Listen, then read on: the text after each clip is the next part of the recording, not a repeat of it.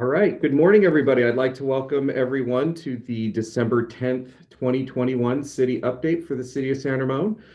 This morning, joining us once again, we have Dr. Joseph, who will be giving us the latest updates on COVID and everything that's happening currently with variants and best practices, and always appreciate the information that he shares with us on these broadcasts. I was thinking this morning we can almost take all of his clips together and create a documentary, almost a chronology of how COVID has developed over the years with all the information that he's given us. So welcome this morning, Dr. Joseph. And we will start with an update from Councilmember Zafar. And before the update, I would like to say that if you do have any questions, info@sanramon.ca.gov is the email that you email your questions to. If we get them after the broadcast, we'll do our best to answer them. And if you also have any suggestions for future updates, any topics that you'd like to hear the city cover, please send that to us as well at info@sanramon.ca.gov. So at this point, I'd like to turn it over to Councilmember Zafar for an update about what's going on around San Ramon. Thank you so much, Stephen, and good morning, San Ramon. Welcome to another episode of City Updates. Thank you to Stephen and Simone for continuing to bring these updates to you from City Hall. I'm Sabina Zafar, I'm your council member, and I'm bringing these latest updates today from City Hall. December, being a holiday month, is also packed, and there's a lot happening here in San Ramon. So let's start with the redistricts. San Ramon is going through a redistricting process and has begun that process based on new data from the 2020 census. The first public hearing was held on November 9th with an overview process of including the timelines, explanation of communities of interest and opportunities for public input. The public can help identify a community of interest or draw a draft map and submit it for consideration by February 4th. All the information is available on our city's website, including recordings of past public hearings, workshops, and any mapping tools you need, and frequently asked questions. So for that, you can go to the city's website at sanramon.ca.gov/redistrict_2022. The next public hearing is on January 25th, 2022. Wow, we're already going into 2022. Government 101. Applications are now open for Government 101. Again, this is an opportunity to learn about your local government, about your city departments. It provides information about opportunities if you want to serve on some of our commissions and committees. It is an 8-week-long class, which meets Monday evenings from 6:30 to 9 p.m., and it begins February 21st. The class is free, but space is limited. So if you would like to enroll, these fill up fast. You can go and enroll again on our website at sanramon.ca.gov/gov101. There is a holiday toy drive also going on in San Ramon. The city is sponsoring a citywide holiday toy drive through Toys for Tots. Residents can donate new unwrapped gifts for ages 0 to 18, but gifts for teenagers are especially helpful right now. This is happening now through Tuesday, December 14th, and donation boxes are available at the various city facilities, including City Hall, the Police Department, Public Services, San Ramon Community Center, Senior Center, and Amador Rancho Community Center. And most of these locations are open Monday through Friday, 8:30 a.m. to 5 p.m.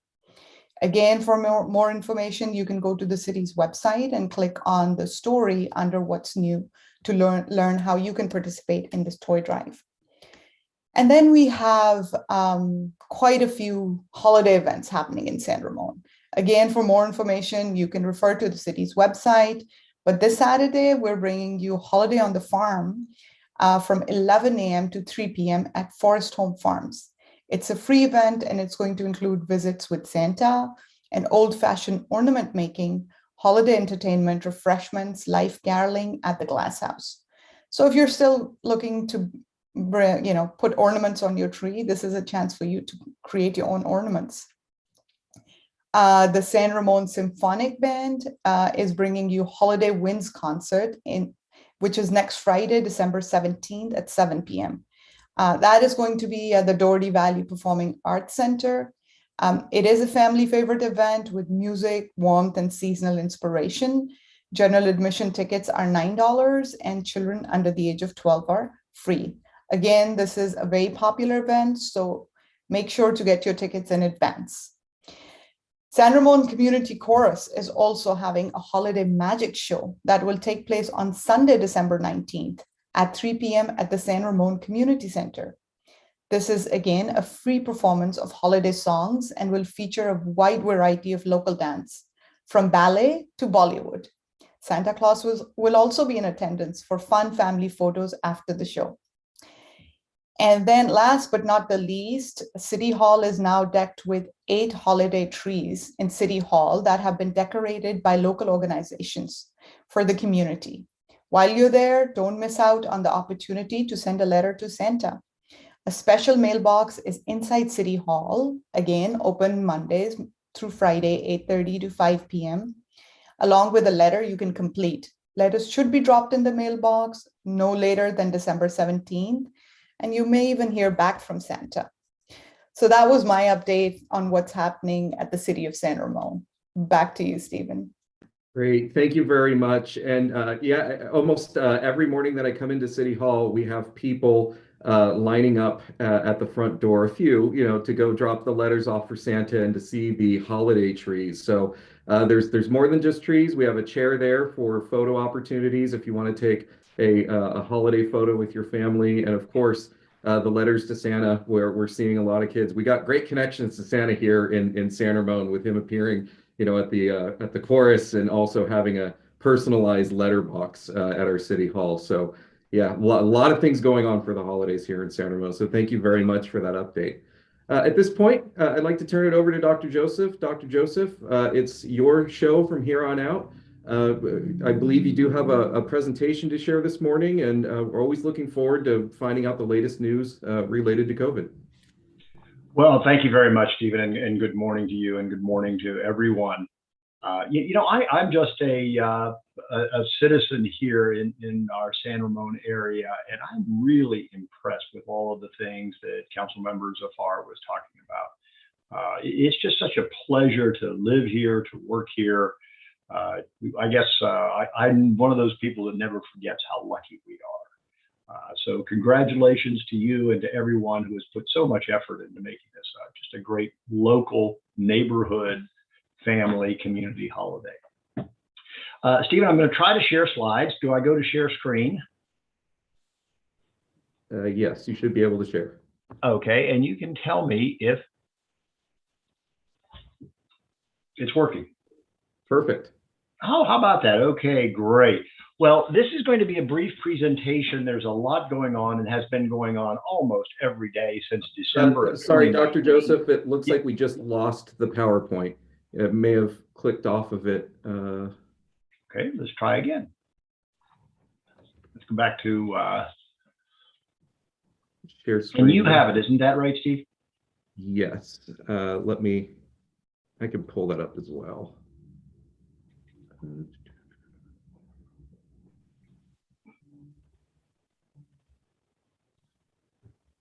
Okay.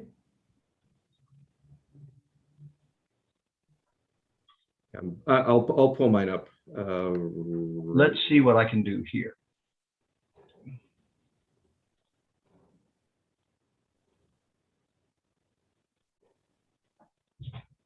We'll try again.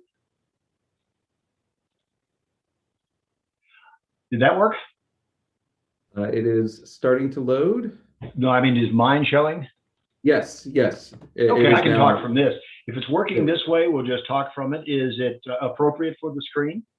Great. Great. Okay, well, what I was saying is this is going to be a brief update. There has been so much going on. When I am so honored to get an opportunity to share some information. The hardest part from my perspective is deciding what not to say, because some of the things you'll see that I'm going to talk about today are things that have happened this week that are just dramatic in the way we approach COVID. So I picked a few things that I've decided to show slides because some of these things are very difficult to understand without some cartoons or with some graphics. And so this next slide, and Steve, you'll tell me, is this next slide showing a little cartoon of a virus in the middle? Yes. Okay, great. So this cartoon shows our goal in protecting ourselves and treating COVID. In the middle, the red ball with the spikes sticking out of it is a virus. And those green things that look like a Y or an upside down funnel or an Erlenmeyer flask, those are the antibodies that we make. All vaccines are designed to make those green antibodies, and the purpose is for those antibodies to attack the spike on the outside of the virus, nothing on the inside. We just forget about the inside of the ball because it's the spike that is the business end of the virus. It's the spike that attaches and invades and causes infection. If we can block the spike, then we're protected. All vaccines are geared toward making those antibodies that block the spike, and many therapies are giving those antibodies in an attempt to block the spike. And this is the way it has been since the beginning until we started to see changes. And what we're seeing now is a new variant. Now, variants are named according to a nomenclature that's very, very difficult to discuss. So because of that, the World Health Organization elected to name them with Greek letters. So there is the wild type or the ancestral strain. That was the very, very first infection that was identified in November of 2019. And then whenever there was a change in the activity of the virus, the World Health Organization assigned a name. So if you recall the Greek alphabet, it was alpha, beta, gamma, delta, and we are now on Omicron. I learned the Greek alphabet in college. I still pronounce it Omicron. I was surprised to find out that it is acceptable to call it Omicron, but I will refer to it as Omicron. This is the 15th letter of the Greek alphabet. So the 15th variant that has been followed very carefully. Now, what we're looking at to the right is a picture of the Omicron variant. And those orange things that look like cauliflower, that's the spike. And that's what's new. The spike has changed. So all of our previous protective antibodies, all of our previous vaccines, all of our previous antibody therapies were geared to the spike of the original virus. Now we have some 30 mutations in this spike. And this spike is more resistant to the vaccines, to the medicines, to the antibiotic therapy that we've been giving, or I should say the antiviral therapy. So that's what we're dealing with, is a concern that all of these mutations in the Omicron variant are going to create a new problem for us. Now, I'm going to emphasize this, and I'll emphasize it again a little bit later. We are just watching this. If you consider the COVID pandemic a learning process, consider that we started out in kindergarten and maybe now we're in high school or junior high. We are learning and changing the way we approach things as we learn new information. So we're now dealing with the news every day about the Omicron variant. And I'm going to show you next an extremely complicated slide just to make one simple point. If you look at the red line, if you can see my pointer, this is the red line of Omicron. All other variants, all 14 other identified variants are mutations from each other. They all came from the same part of the coronavirus. What is concerning people the most is this is the first variant that is completely different from every other variant identified. Now, that doesn't mean that it's better, worse. It just means that it is raising eyebrows. And the reason you're hearing about it so much is because we don't know what this is going to do. It's like living in a cabin, opening your door and seeing a wild animal, and you're not real sure if that wild animal is going to be something very serious, something very life-threatening, very dangerous, or if it's going to be mild and go away. So we just don't know. And that's the part to emphasize. There have been many questions about where the heck did this come from? And these are three of the most common theories. That is, it came from a population where we do very little surveillance for COVID, very little serious sequential testing. And that may be the situation in some developing countries in Africa. Or it could have been a chronically infected patient, and that would be an individual who has an immunocompromised state and just can't clear the virus, can't get over it. And this brings up a very important point. Variants only occur in infected people. They don't occur naturally. For a mutation to occur, it requires viral replication. And viral replication only occurs in people, at least so far. This is most likely. Now, there is the possibility that the replication occurred in a non-human species, such as a bird or a bat or a turkey, but there's really little evidence. All we can say is it's a theory. But the important thing is that if we can avoid infections, then we avoid variants. It's that simple. They only occur in infected people. Now, this next slide, I think, is something that is going to be a little bit surprising. You cannot turn on the news or on any of the media that we use, whether it's social media or television or radio, without hearing about Omicron. But we have only 40 cases of Omicron in the entire United States. Yet we have 1.5 million new positives. That shows us on this slide that the frequency is very, very low. Now, I'm going to tell you that this is unfair because all of these 1.5 million were not checked to see if they had Omicron. But of those that were sequenced, where we're looking for Omicron, of 80,000 that were sequenced, and this is selective testing. Sequencing, by the way, is a very sophisticated laboratory test where you can identify variants, where you're really looking at the genes. And 80,000 have been tested so far in the United States. And this is during the 16-day period of November 22nd to December 8th. So very recent. The 16-day period, 80,000 new positives were checked for Omicron, and we only have 40.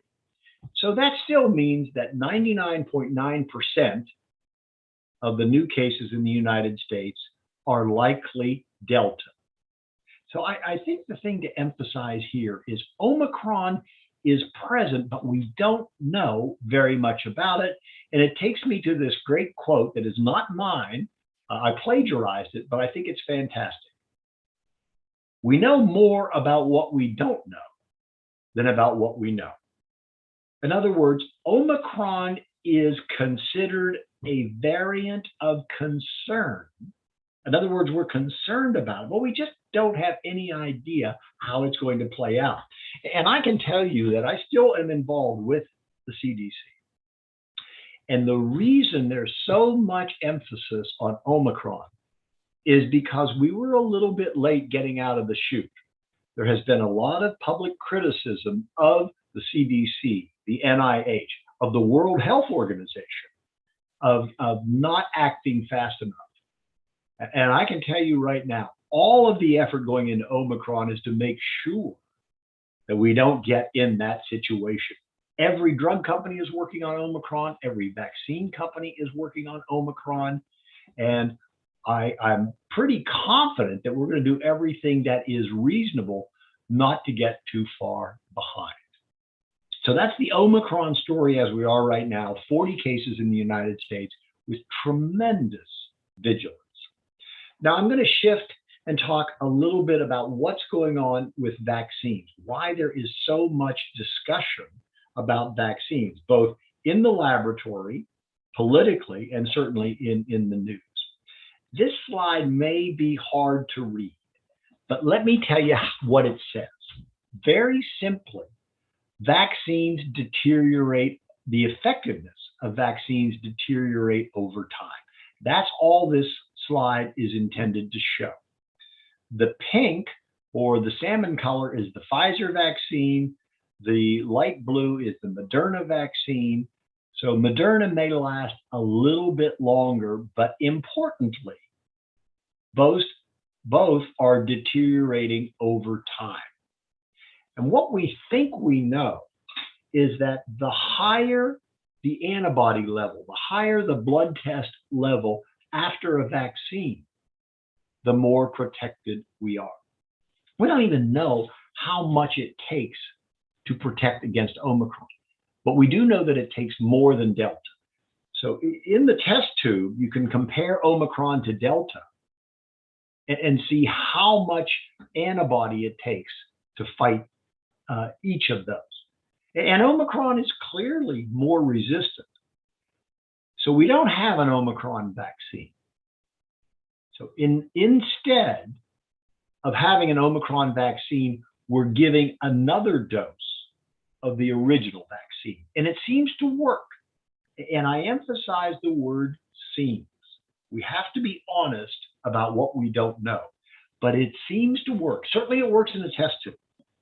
So the recommendation now is that everybody who has been 6 months out from their last vaccine get another one. I'm going to put this on a table and go through a few things next. So these are the recommendations, a very busy table, but we're going to focus on the booster down here because most persons in the United States are in the booster range. So for the Pfizer vaccine, if the second dose of the Pfizer vaccine was more than 6 months ago, a booster is recommended. And as of yesterday, it's now down at the age of 16. Pfizer pushes the FDA harder than anybody else to look at their data. And yesterday, they relooked. There's nothing new, but they relooked at the studies that were presented to the FDA and said, yep, we can take the recommendation from 18 down to 16.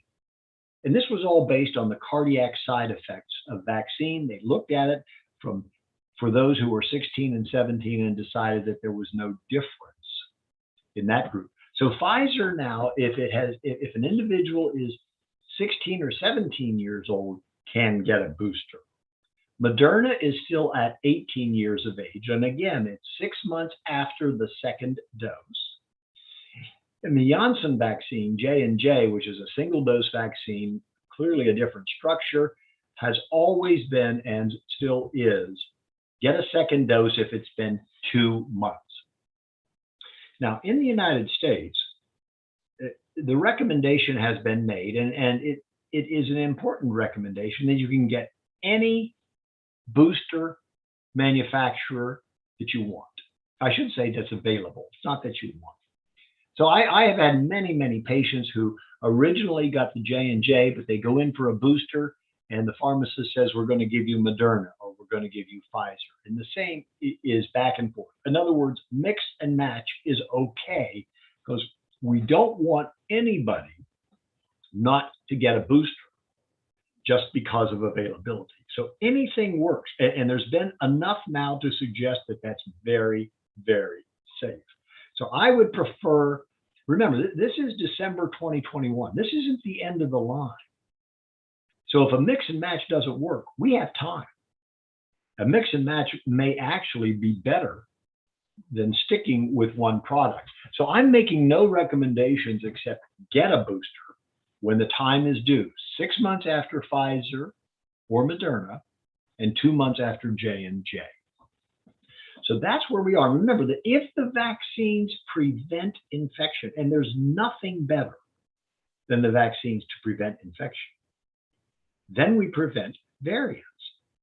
So still, in the United States, we are in the era of an epidemic, not a pandemic, So an epidemic would be the United States, a pandemic would be worldwide. Clearly in the United States, we are in an epidemic of infection of the unvaccinated. They still represent 96% of new infections. And it's in those people where there is a risk of a variant developing. Now, this is some new stuff. This has not yet hit the lay press heavily, but there are two pills, two different drugs that one can take after infection. So the Merck Ridgeback product has already been approved by the FDA. It's molnupiravir, and the efficacy is based on, does this prevent hospitalization? So if this is given to 100 people, it reduces hospitalization by 30%. So far, a very, very safe drug. No studies of new drugs are ever done in kids. No studies of new drugs are ever done in pregnant persons. No studies of new drugs like this are ever done in the immunocompromised. So it's a limited group of people, but it looks very good. This already has authorization from the FDA. To the best of my knowledge, it is not yet available. The United States government has guaranteed Merck that they will purchase millions of doses. And so now we're waiting to see what the distribution program is going to be. It is said that it's going to be available and free to anyone who has COVID. Now, there's a good and bad about this. Obviously, it's good to have a therapy. I hope this does not represent a deterrent to individuals who are vaccine hesitant. In other words, I just hope that individuals don't say, look, I'm not going to get the vaccine because there's pills going to be available to treat it if I get sick. These pills are not as good as the vaccine. The next one is the Pfizer drug, same thing. It's a 5-day course of therapy of pills. It comes under the brand name of Paxlovid, and it appears by the original work to be even better than the Merck product. Now, this one is not yet authorized by the FDA, but the word at the FDA is they are going to be looking at it during the month of December. And if the information presented to the FDA is as good as Pfizer claims, it will likely be authorized before the end of calendar year 2021. Then it's out of the hands, as far as I'm concerned, at least as far as my knowledge, it's out of our hands regarding production, distribution, and availability to those who may need it. And then this is my last slide. This is a tremendous breakthrough. Now, this is probably something that most have never heard of, but this is a drug for pre-exposure prevention. Now, pre-exposure means that you can give this to a person before they even get exposed, and it will prevent infection. The drug is called Evusheld, and you get 2 doses, 2 shots, one in each side of the butt, and it looks great for at least 6 months and may go on for 12 months to prevent infection. This was authorized yesterday or the day before by the FDA. The information looks good. So far, this is only approved for persons with an impaired immune system or where their doctor thinks that they may not have a good response to the vaccine. So it's a very limited use. And again, if the use gets expanded, if the availability gets expanded, I hope this is not a deterrent for those who are eligible for vaccine and have not yet taken it. But this just gives you an idea of how exciting things are going on to address COVID. Now, currently, I should say this drug was developed before Omicron. It has been in the development for a year. So the effectiveness against Omicron remains unknown. But I have been assured by the manufacturers of this company that that's all they are doing. They're looking to see if this particular drug prevents Omicron.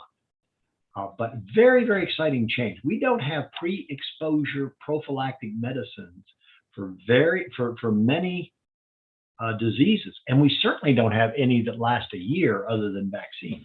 So this is exciting. I am going to back up one slide. I forgot to mention something about the orals. These appear to be very effective against Omicron. In other words, they act on a different part of the virus than the spike. The vaccines act on the spike, but these actually work on the inside part of the virus genes.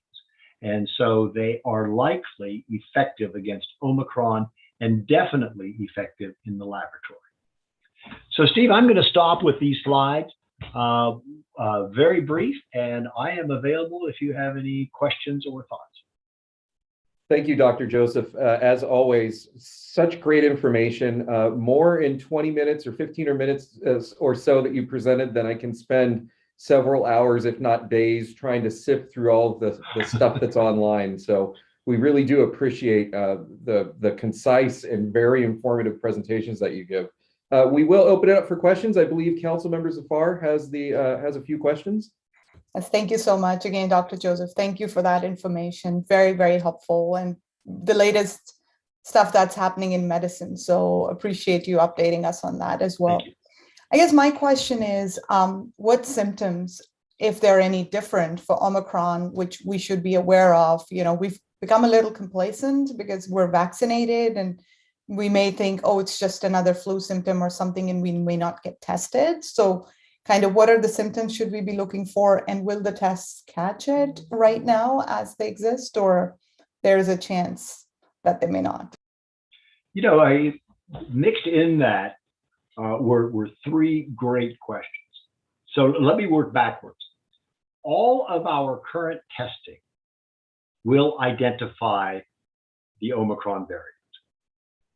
There's one or two very, very rare tests that are just never used in the United States. But the testing that we use is based not on the spike, but on other parts of the virus. So yes, it's positive. The second thing is the symptoms. And if there is a change for reasons that are probably too early to hang your hat on, there appear to be fewer people with Omicron in other countries who have lost their sense of smell and taste. That used to be a hallmark. Someone says, I can't smell anymore. I can't smell my coffee, or I can't taste what I used to taste. That just doesn't seem to happen as frequently with Omicron, but it's early. Everything else is the same. And that takes us into what is clearly the most important thing, and that is those who are vaccinated. You know, it's time to reevaluate our thinking. I mentioned this casually earlier before we started, but all of our thoughts about symptoms, about management, about contagiousness is based on 2020 before we had the vaccine. We're now in a different world. Quarantine doesn't need to be as long. Symptoms are different. So in the vaccinated, you brought it up very well. In the vaccinated person, this often presents as just a runny nose or a cold or a scratchy throat. It's a mild infection.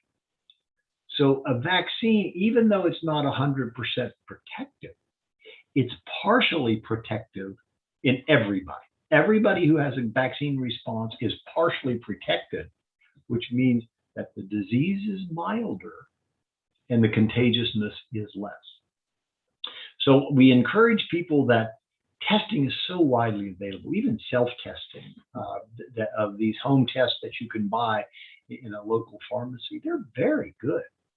They miss about 1 in 5 of those who don't have symptoms. But if a person is sick, doesn't feel good, has symptoms of a respiratory infection, that test is pretty doggone good. So yes, we are now saying you don't have to be very sick to have COVID. But then we have to change our thinking about what do we do with those persons, and that's in progress. But great points, and thank you. Thank you. Great, thank you. At this point, I'd like to turn it over to our communications and engagement analyst, Simone Finney. I know she has a few additional questions for Dr. Joseph. We do. Can you hear me okay? Yep. Great. I'm using a new set of headphones today. So our first question is, what is the timeline for boosters for ages 12 to 15, since we've just had the 16 and 17 approved? Well, none of those persons yet have likely received the 6-month cut point. So hopefully that before they reach the 6-month timeline for boosters will be approved. All I can tell you is that the concern is not the effectiveness of the vaccine. The concern is in this younger group, is there a different series of side effects, with most focus being on the heart? Because that's the one that's so unique to the younger persons, this concept of temporary and transient inflammation of the heart. Let me just give a little bit of comfort for those who are concerned about their kids and the side effects to the heart. The virus, that is infection with COVID, is much worse in affecting the heart, about 40 times worse than the vaccine. So it appears that those who will have a heart problem will get it if they get infected, and then it can be lifelong. Those who have a side effect of an inflammation of the heart from the vaccine, so far it has been 100% temporary. It's real, but it's temporary, and it seems to be limited only to younger persons. So it's not a contraindication. That's what we know so far in the age group of 16 and up. If that proves true in the ages of 12 to 15, by the time boosters are warranted, they will be approved. Great, thank you. Our next question is there any data about reinfection with the Omicron variant? Not about Omicron per se. Reinfection occurs. Reinfection with the same virus, either with the Delta strain or with the ancestral strain, does not occur within 90 days after an original infection. And so far, Omicron is too rare to know if that's going to hold on. But let's take the 90-day cut point after the first infection. Anything that a person is exposed to may cause an infection, whether it's Omicron or Delta. That's the limit of what we know so far. Great. Our next question, how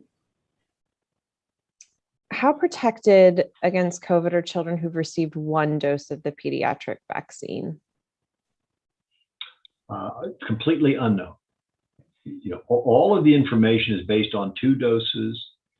It's an important point, but what you don't do is you don't give kids 1 dose and then follow them for a year to find out. That's just almost unethical. So the question is unanswerable because those studies have not been done and likely would never be approved. Question about the holidays, actually a couple here. How safe is holiday travel, and how safe are multi-family indoor gatherings this year? Well, it certainly has everybody's eyes opened. It's so much different from 4th of July, so much different than Memorial Day, which was predominantly outdoor celebrations. All of us know that this time of year is indoor celebrations. So let's talk with a basic principle. Indoor celebrations and indoor gatherings represent the risk for transmission. Outdoor gatherings, the risk for transmission can occur, but pretty much negligible. It's all based on the circulation of air. That's what happens that spreads the virus from one person to the next person. And so obviously indoors, we have less air recirculation. There's stagnant air in every room and every house. So the risk is great. This will be the first time that we've looked at this with two variables: vaccine availability for everybody and a new variant. So I can only reflect what I think smart people are saying is we don't know. Yes, it's a greater risk, but you have the ability, and so do I, to say that if you're going to come to my house, you have to be vaccinated. And I do that. I know it's hard, but if everybody in your house is vaccinated, or everybody at your gathering, or everybody at your office party has been vaccinated, and I can tell you it's okay to require it, then the risk is very low. Not zero, but very low. But imagine if everybody's vaccinated and everybody gets exposed. Only a small percentage of those people will get sick. And of that small percentage, they're not going to be hospitalized or die. So the risk is not zero, but if vaccinated, the consequences are very minor. Unvaccinated, then that just takes us back to 2020. Takes us back to a situation where we have super spreading events. Now that vaccine, yeah, well, one other thing that you brought up, and it's worth mentioning, protecting oneself and others from this virus is a series of layers. So prior to vaccine, we had masking, we had social distancing, we had air circulation, we had a preference for outdoor versus indoors. All of those are very, very valuable. They just represent one layer on top of another layer on top of another layer. If you compare all those layers, they don't hold a candle to vaccine. Vaccine is the way to prevent infection and to make gatherings for the holidays. So I will have gatherings in my house for the holidays with people that I haven't seen in 6 months, but vaccination will be required. Yeah, it is a world of difference this year versus last year, Dr. Joseph. We had a Thanksgiving gathering at my house this year. Everybody was vaccinated. However, a few days before, one person literally had the case of the sniffles. And last year, that would have canceled the entire event. But this year, we made sure multiple COVID tests, everything came back negative, and we felt comfortable. And it was great seeing everybody after so long, because that was a hard hit last year, not gathering for the holidays. So that's, looking forward to being able to manage this better than we did before. So thank you for that information. Well, and thank you, Stephen. That's really important. I think, when I mention to people who want to come to my house that, look, I've been vaccinated. I've had 3 doses.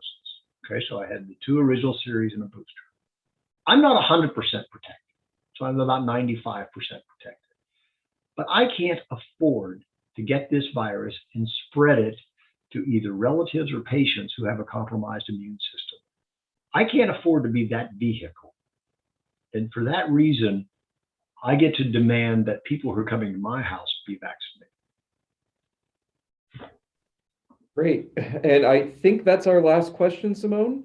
So thank you very much once again, Dr. Joseph, for presenting and giving us an update. This, of course, will be on YouTube, and we'll be encouraging people to go and watch. Again, if you have any questions about the broadcast, info@sanramon.ca.gov. Thank you very much, Councilmember Zafar, for presenting as well and giving us that update of all the great things that are happening in San Ramon over the holiday season. Thank you so much. And I hope to see all of you out and about in the community outdoors. And I'm just very proud to plug in how much our community and how high our rates of vaccination here in San Ramon are. So just feel very fortunate to be in a community that is responsible as well. And very nice to meet you, Dr. Joseph. Thank you, Stephen and Simone, as well. Well, thank you to everyone, Stephen. Thank you for the invitation. Everybody stay well and enjoy a wonderful holiday. All right. All right. Bye. Thank you very much. Bye now. We'll see you next month.